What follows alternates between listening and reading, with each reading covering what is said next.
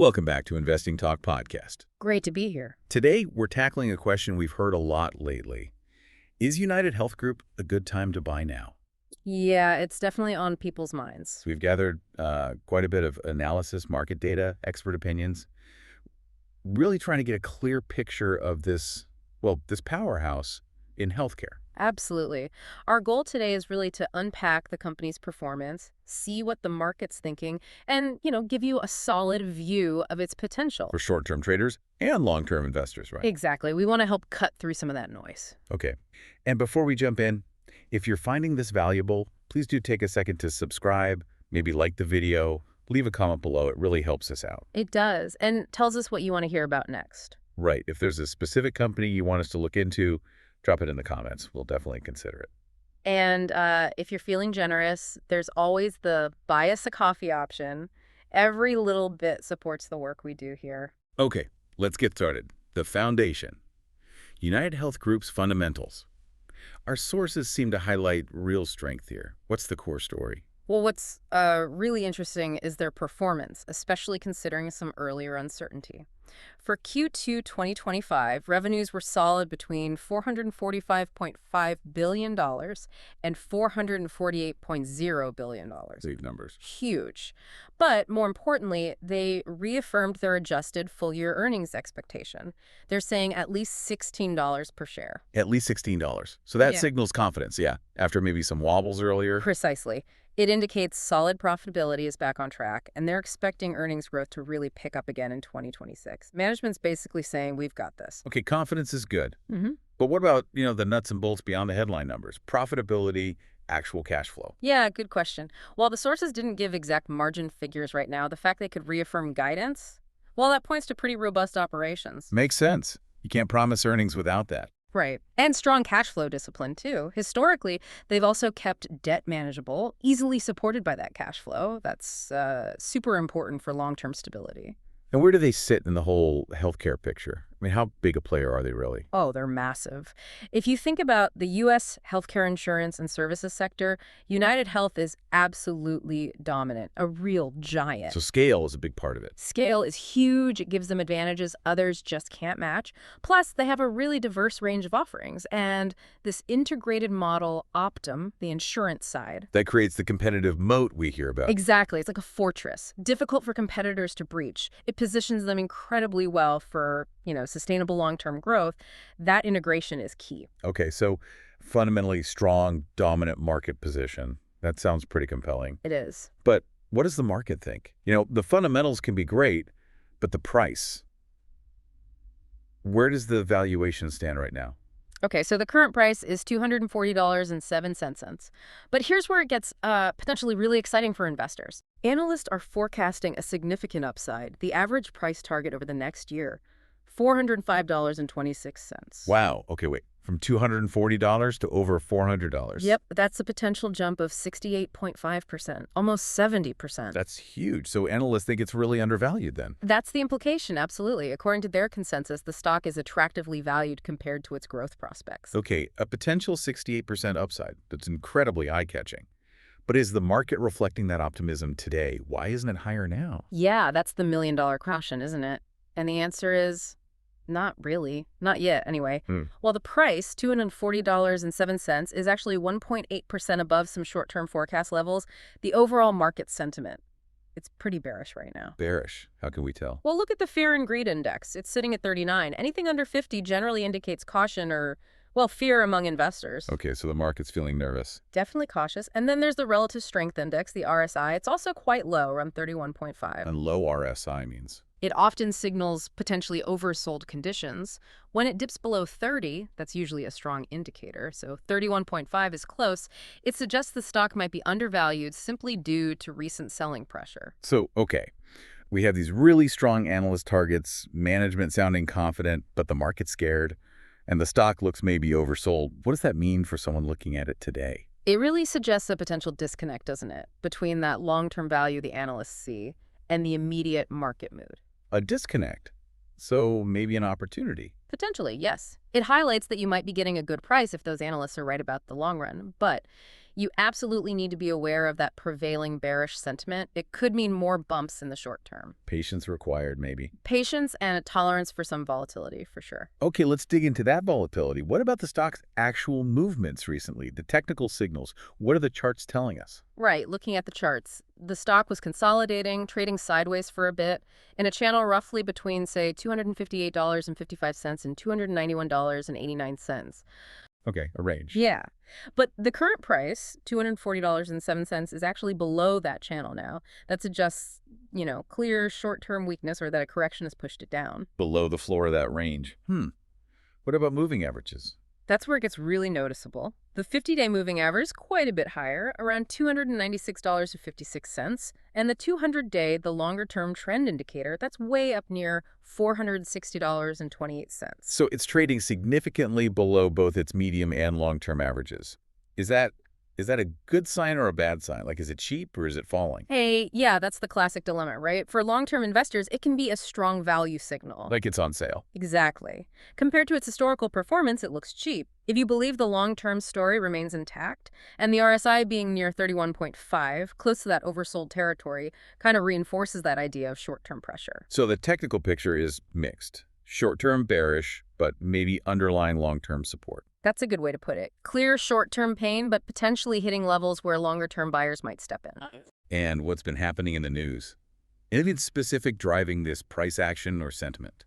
I think the most critical piece of news really was UnitedHealth Group reaffirming its full-year guidance. Ah, right. You mentioned they'd suspended it earlier in 2025. Exactly. Suspending guidance creates uncertainty.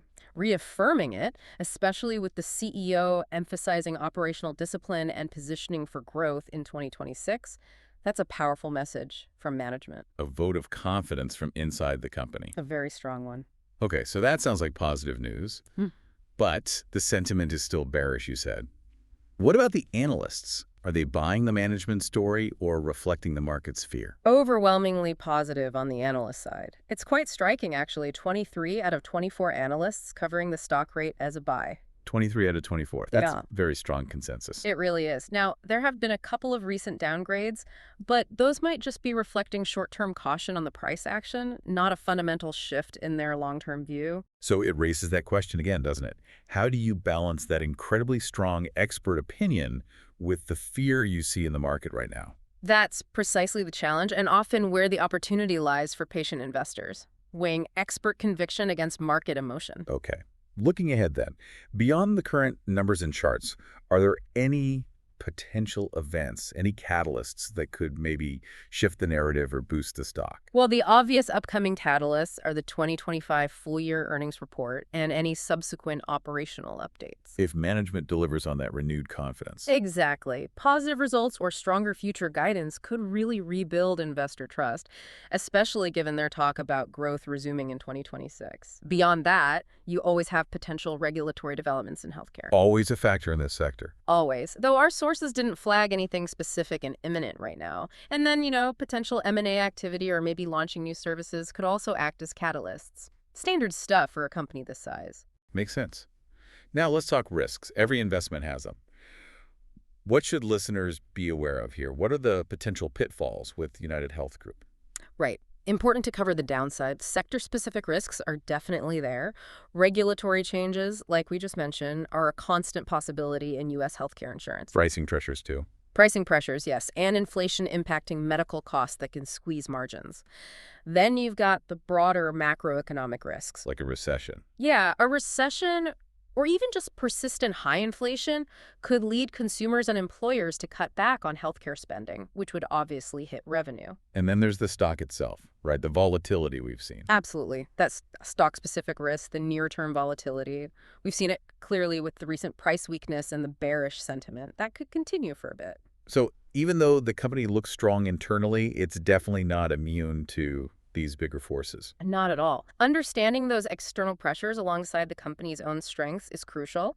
It helps you make a balanced decision and not get blindsided. Okay, so we've covered the fundamentals, the valuation puzzle, the technicals, news, catalysts, risks. Let's try to bring it all together. What's the overall rating? Is now fundamentally a good time to buy UnitedHealth Group? Based on everything we've looked at, these solid fundamentals, that really strong analyst consensus, the attractive valuation suggesting significant upside, and their dominant industry position, our sources give UnitedHealth Group an 8 out of 10. An 8 out of 10, that's pretty strong. It is. The main caveat, as we've discussed quite a bit, is that current short-term technical weakness and the bearish market sentiment. That could linger. So a strong rating, but with a near-term caution flag. That's a good summary. Okay. So for someone interested, what's the recommended approach?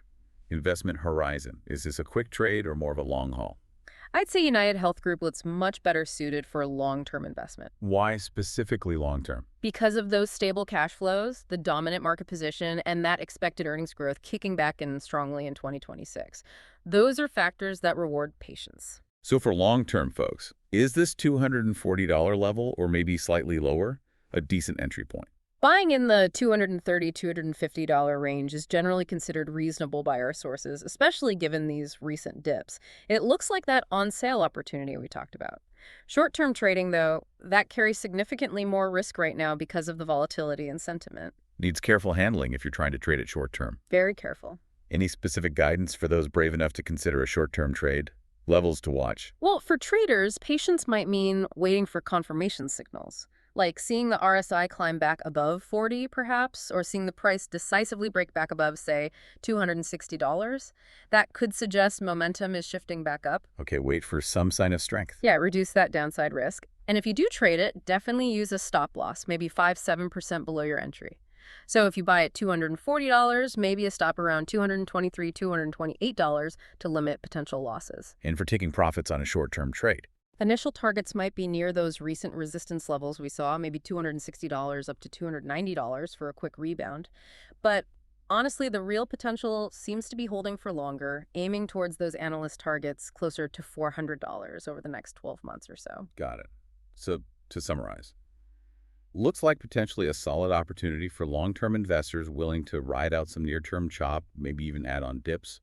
But short-term traders need to be much more cautious, use stops, and maybe wait for clearer signals. That sums it up well. Strong long-term case, but near-term weakness needs respect. It's a classic buy opportunity for patient capital, while traders need discipline. This whole discussion really underlines how you need to look at both the company itself and what the market is doing, doesn't it? Yeah. The sentiment piece is huge. Absolutely. Sometimes they align, sometimes, like now, there's a real disconnect. Thinking about UnitedHealth, big, dominant, maybe temporarily out of favor, but with strong underlying growth prospects. It makes you wonder, what other large established companies might be in a similar boat right now, facing market jitters, but maybe offering similar long-term potential? Something to think about. Definitely an interesting thought exercise.